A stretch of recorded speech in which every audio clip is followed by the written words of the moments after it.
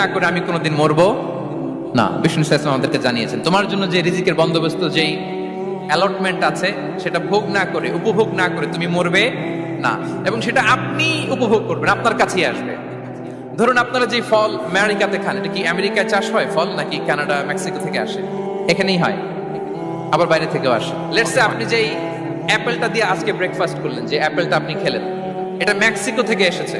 ওই অ্যাপেলটা যখন কুড়ি অবস্থায় ছিল, মুকুল অবস্থায় ছিল, তখনই ওটার মধ্যে আপনার নাম লেখা। এর মধ্যে কত পাখি এসে ওই গাছে বসেছে, কত মুকুল নষ্ট করেছে, ওইটা নষ্ট করে নাই, কারণ ওইটা আপনি খাবেন। ওইটা পুষ্ট হয়ে সুন্দর একটা ফল হয়ে ইম্পোর্টেড হয়ে এটা আমেরিকাতে আসলো, আমেরিকার বাজারে। অনেক মানুষ ওই ফলটা সুপার মার্কেটে যে ধরে চড়ে নেড়ে আবার রেখে দিয়ে চলে গেছে, নেয় নেই। ওইটা সে খাবে না, কারণ ওইটা আপনার রিজিকে লেখা।